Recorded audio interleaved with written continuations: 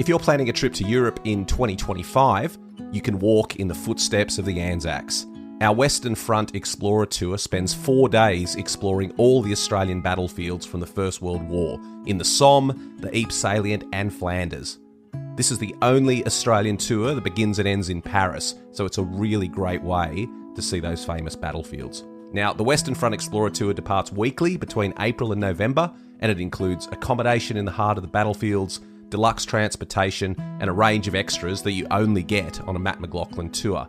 And like all our tours, you'll be escorted by one of our expert historians who will bring the story of the Anzacs to life. This itinerary has been personally designed by me, and all the historians are my friends and colleagues, and I've hand-picked them to lead these tours. This really is a brilliant way to see the battlefields. It's the 4-day Explorer Tour, departing weekly from Paris, and for more information, you can visit battlefields.com.au.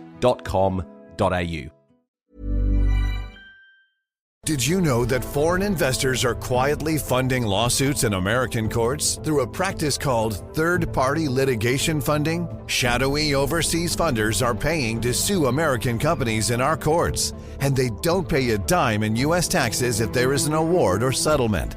They profit tax-free from our legal system, while U.S. companies are tied up in court, and American families pay the price, to the tune of $5,000 a year.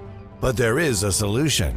A new proposal before Congress would close this loophole and ensure these foreign investors pay taxes, just like the actual plaintiffs have to.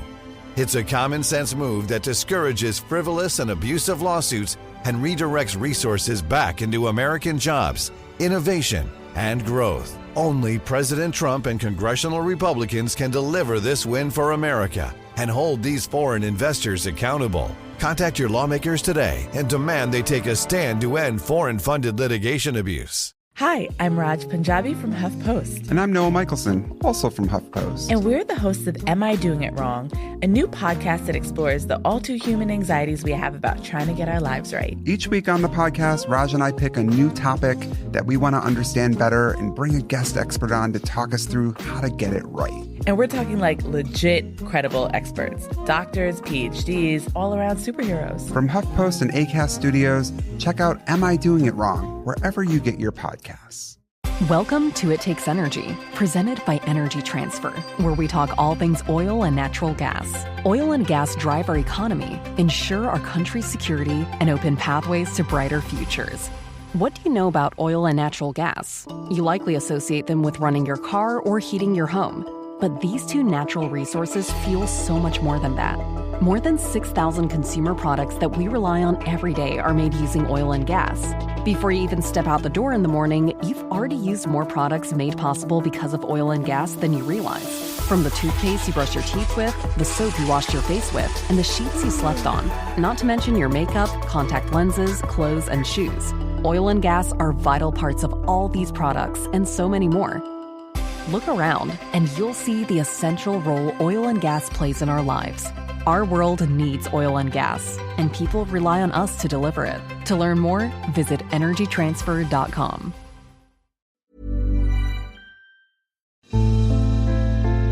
A Living History production. This is the Living History Podcast, broadcasting live across the airwaves.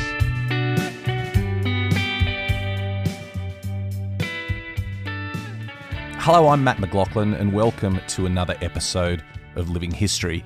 Today, we're heading to the muddy fields of Belgium in 1917, to a moment that literally shook the earth and changed the course of Australian military history forever.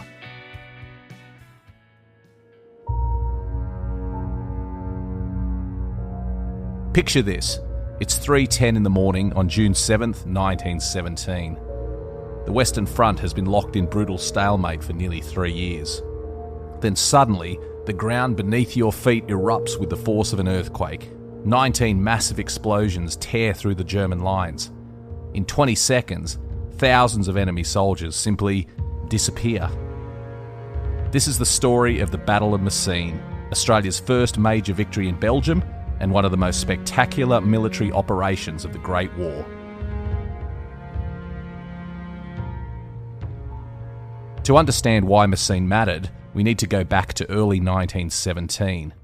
The war's been grinding on for over 2 years. The Somme was a bloodbath. Verdun nearly broke the French. And here in Belgium, around the ancient cloth town of Ypres, the Allies have been stuck in a deadly salient, a bulge in the line that the Germans overlook from 3 sides.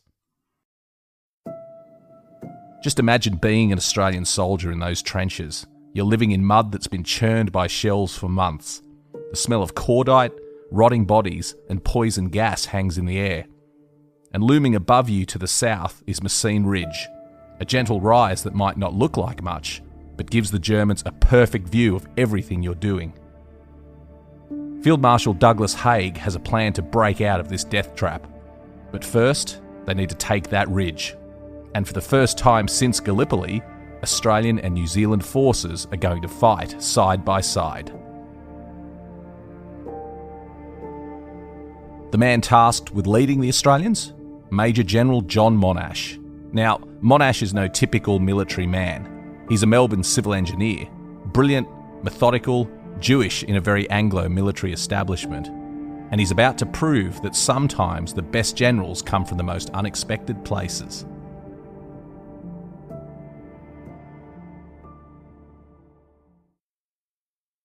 But here's what makes Messines truly extraordinary. The biggest secret operation of the entire war has been going on right under the Germans' noses. Literally. For 2 years, British, Canadian and Australian tunnelling companies have been working day and night, digging a network of tunnels deep beneath the German lines. These aren't just any tunnels, they're engineering marvels, some stretching over 600 metres and descending 30 metres below ground. The first Australian tunnelling company is right in the thick of it. These are gold diggers from the Pilbara, coal miners from Newcastle, men who know rock and earth like a farmer knows his soil. They're digging in shifts around the clock, working in conditions that would break most people. The air is thick and stale, water seeps in constantly, and always there's the fear that German counterminers might break through and turn their tunnel into a tomb. By June 1917, they've placed over 1 million pounds of ammonol explosive in 21 separate chambers beneath the German positions. It's enough explosive power to be heard in London. Think about that for a moment. 1 million pounds of explosives. That's more than 450 tons of pure destructive force, sitting silent in the Belgian earth, waiting for the moment to change history. The force that's going to follow up this underground earthquake is impressive. General Herbert Plumer's Second Army includes the 3rd Australian Division, making their battlefield debut, alongside the battle-hardened 4th Australian Division and the New Zealand Division. Now, these Australian units are interesting. The 3rd Division is green but eager. They've been training in England, hearing stories of Pozières and Bullecourt, watching other Australian units come back battered and bloodied. They're desperate to prove themselves worthy of the Anzac name.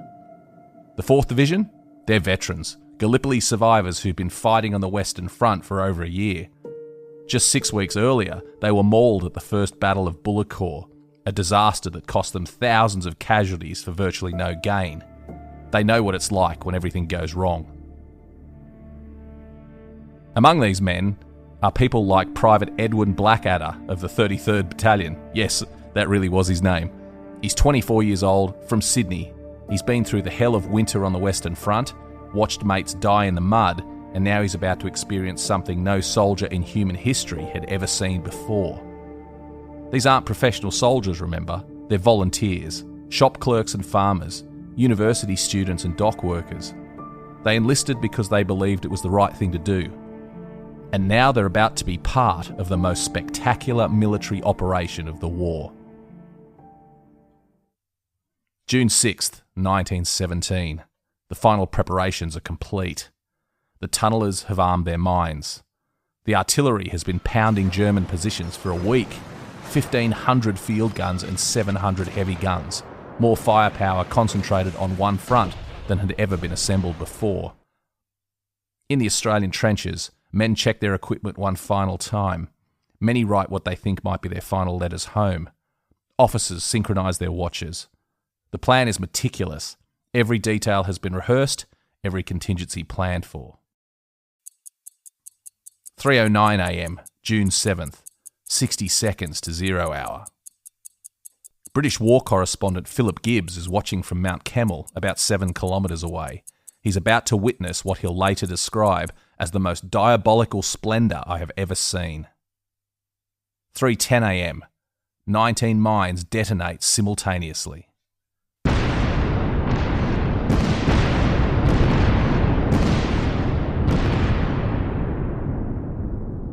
Philip Gibbs, the war correspondent watching from Mount Kemmel, later wrote of what he witnessed.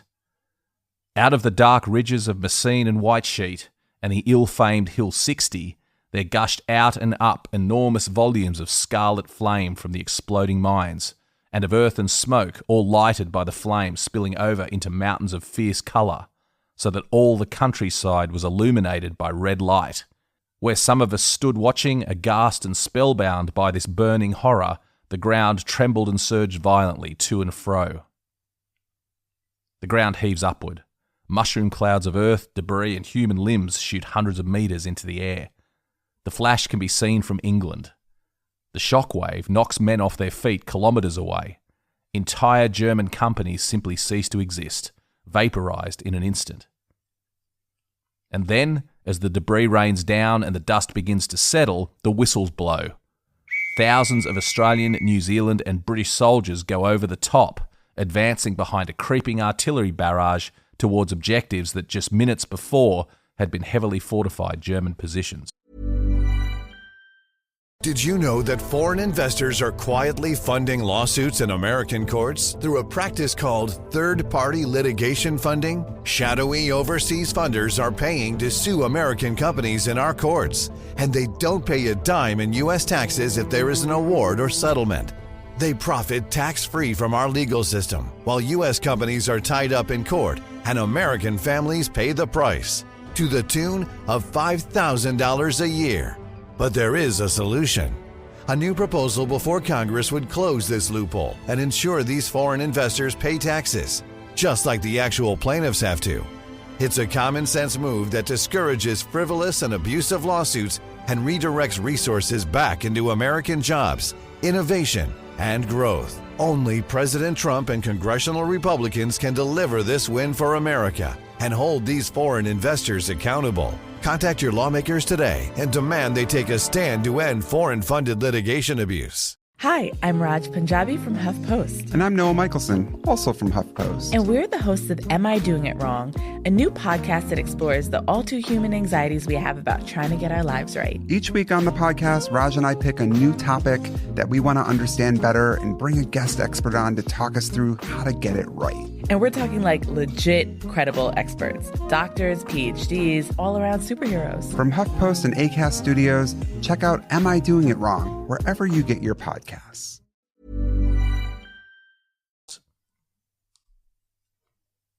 What happens next is almost unbelievable by Western Front standards. The attack actually works. The men of the 3rd Australian Division, fighting in their first major battle, advance alongside the New Zealand Division. They're heading for the ruins of Messines village. And I say ruins because by this point it's been so thoroughly shelled that barely one stone stands on another. The German defenders who survived the mining are in complete shock. Australia's official war historian, Charles Bean, recorded what the advancing troops found. Everywhere, after firing a few scattered shots, the Germans surrendered as the troops approached. Men went along the trenches bombing the shelters, whose occupants then came out, some of them cringing like beaten animals.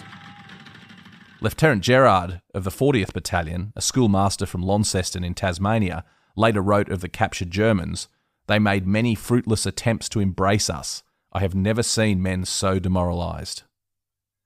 Captain Robert Grieve from Brighton in Victoria was there with the 37th Battalion in his first major battle. He later modestly downplayed his own role in the action that would earn him the Victoria Cross, writing, "The company was held up by fire from machine guns in a concrete building. These were put out of action by the aid of Mills grenades, and the company was able to get forward onto the objective allocated to us." His recommendation for the Victoria Cross tells a different story, describing the leadership, courage and daring he displayed at Messines as Allied forces encountered the German innovation of concrete blockhouses for the first time. Charles Bean described the fighting among the concrete pillboxes as being marked by a ferocity that renders the reading of any true narrative peculiarly unpleasant. The rules of civilized war are powerless. But this isn't just about the mines. What makes Messines special is how perfectly everything works together. The artillery barrage moves forward just ahead of the advancing infantry, close enough to suppress German resistance, but not so close as to hit their own men. Aircraft spot German artillery positions and direct counter-battery fire. Even tanks are used effectively for the first time in a major Australian operation. This is modern warfare at its most sophisticated, a far cry from the futile charges at Fromelles or the deadly confusion at Bullecourt. By 5:30 a.m, just 2 hours and 20 minutes after 0 hour, New Zealand troops have captured Messines village. The Australians and British have taken their objectives alongside them. After 3 years of stalemate, Allied forces have advanced over 2 kilometres in a single morning. But let's not romanticise this. War is war, and Messines, for all its tactical brilliance, came at a terrible cost. The 3rd Australian Division, remember, this is their first major battle, suffers its heaviest casualties of the entire war. The 33rd Battalion alone loses 92 men killed and 260 wounded in just a few days of fighting. Private Edwin Blackadder survives, but many of his mates don't. Across the entire Australian force, nearly 7,000 men become casualties, killed, wounded, captured or missing. The New Zealand Division loses 3,700 men, including 700 killed. That's like losing the population of a small town in a single week. And the battle doesn't end on June 7th. The Germans counterattack repeatedly. Fresh units are thrown into the fight. The Australians have to hold what they've captured, digging new trenches under constant artillery bombardment. On June 8th, the 10th Australian Brigade endures one of the heaviest artillery bombardments of the entire war. Private Arthur Hindmarsh from Stanthorpe in Queensland is killed on June 10th. He's just 23 years old, and his death comes just 2 months after his brother Eddie was killed at Bullecourt. 2 brothers, 2 battles, 2 graves in foreign soil. This is the reality behind the headlines. Every victory has a price, and it's always paid by young men who'll never see home again. But there's something else happening at Messines that's worth noting, the emergence of a new kind of Australian military leadership. John Monash, commanding the 3rd Division, is proving that you don't need to be a career soldier to be a brilliant general. His engineering background shows in every aspect of the operation. He coordinates artillery, infantry, aircraft and even logistics with the precision of a master builder managing a construction project. Monash understands something important, that modern warfare is about systems, not just courage. You need to coordinate thousands of moving parts perfectly, or good men die for nothing. He's already showing the methodical brilliance that will make him one of Australia's greatest military commanders. The tunnelling operation itself represents a triumph of Australian engineering and determination. The men of the 1st Australian Tunnelling Company aren't just soldiers, they're skilled craftsmen applying their peacetime expertise to the business of war. They're showing that Australia can contribute more than just infantry to the Allied cause. And there's something else. For the first time since Gallipoli, Australian and New Zealand forces are fighting as true partners again. The Anzac spirit isn't just about one disastrous campaign on a Turkish peninsula. It's about 2 young nations standing together in the face of adversity, proving their worth on the world stage. Messines matters for reasons beyond the immediate tactical success. In June 1917, Russia is collapsing. The French army has been crippled by mutinies after the disasters of the Nivelle offensive. American troops are arriving, but they're not ready for major operations yet. The British Empire forces, including Australians and New Zealanders, are carrying much of the burden of keeping the Western Front stable. Every success matters, not just militarily, but psychologically. Back home in Australia, the news of Messines provides a desperately needed morale boost. The conscription referendums have torn the country apart. Casualty lists from Fromelles, Pozières and Bullecourt have shaken public confidence. Grieving families are asking whether the sacrifice is worth it. Messines provides an answer. Australian soldiers haven't just died bravely, they've won decisively, they've shown that with proper planning and leadership, the stalemate can be broken. The war can be won. Of course, we know now that it will take another year and a half of brutal fighting before the armistice. Passchendaele is still to come, a battle that will consume Australian lives for marginal gains. But in June 1917, Messines offers hope that the end might finally be in sight. Today, when you walk the Messines battlefield, you can still see several of the enormous craters left by the mines. Hill 60, the Caterpillar, the Pool of Peace and others have been preserved as memorials to that extraordinary morning. The village of Messines itself was completely rebuilt after the war, but memorials mark where Australian and New Zealand soldiers fought and died. At Hill 60, a memorial to the Australian First Tunnelling Company is scarred by bullet holes from the Second World War. It shows that in this corner of Europe, the fighting came back time and time again. In Messines Ridge British Cemetery lies Lieutenant Adam Dickey from Ballandine in Queensland, killed on June 10 at just 25 years of age. His headstone bears the inscription chosen by his mother, "Until the day breaks and the shadows flee away." It's one of thousands of similar stones scattered across the Western Front, each one representing a life cut short, a family forever changed. But perhaps the most important legacy of Messines isn't carved in stone, it's in the lessons learned. The battle proved that Australian forces could be more than just brave. They could be innovative, professional and decisive. The 3rd Division's successful debut showed that Australia was capable of producing not just good soldiers, but excellent ones. John Monash's performance at Messines was a stepping stone to greater responsibilities.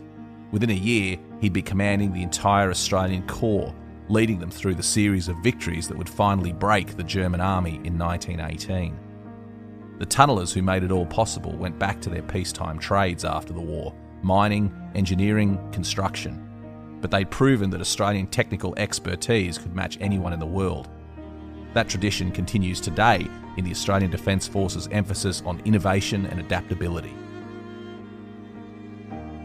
The Battle of Messines was many things: a spectacular military success, a triumph of planning and coordination, a validation of Australian military capability. But perhaps most importantly, it was a reminder that behind every great historical moment are ordinary people doing extraordinary things. Men like Edwin Blackadder of the 33rd Battalion, who survived Messines to be promoted to Lance Corporal a few days later. Men like the unknown tunnellers who spent months in darkness placing explosives with painstaking precision. Men like Lieutenant Dickey and Private Hindmarsh, who paid the ultimate price for a few kilometres of Belgian dirt that most Australians couldn't find on a map. On June 7th, 1917, at 3:10 in the morning, the earth shook. When the dust settled, Australia had announced itself as a force to be reckoned with on the world's most important battlefield.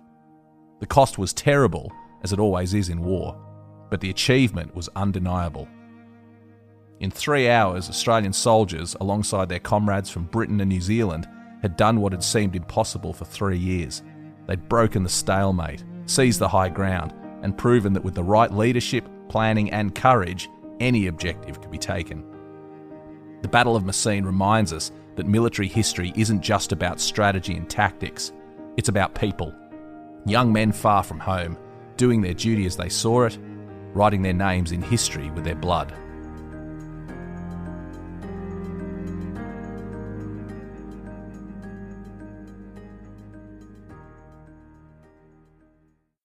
Thanks for listening. Don't forget to subscribe and leave a review for the podcast, and visit livinghistorytv.com for more great history content.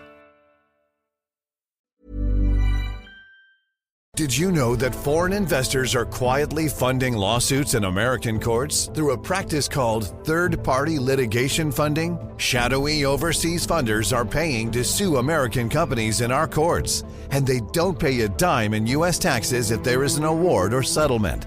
They profit tax-free from our legal system, while U.S. companies are tied up in court and American families pay the price, to the tune of $5,000 a year. But there is a solution. A new proposal before Congress would close this loophole and ensure these foreign investors pay taxes, just like the actual plaintiffs have to. It's a common sense move that discourages frivolous and abusive lawsuits and redirects resources back into American jobs, innovation, and growth. Only President Trump and congressional Republicans can deliver this win for America and hold these foreign investors accountable. Contact your lawmakers today and demand they take a stand to end foreign-funded litigation abuse. Hi, I'm Raj Punjabi from HuffPost. And I'm Noah Michelson, also from HuffPost. And we're the hosts of Am I Doing It Wrong?, a new podcast that explores the all-too-human anxieties we have about trying to get our lives right. Each week on the podcast, Raj and I pick a new topic that we want to understand better and bring a guest expert on to talk us through how to get it right.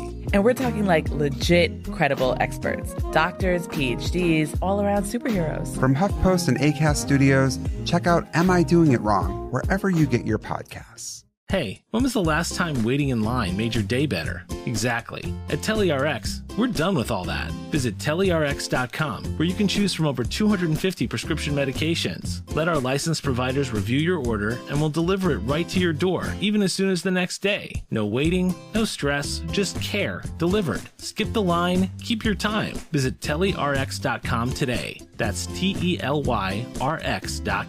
TeleRx, healthcare that moves as fast as you do.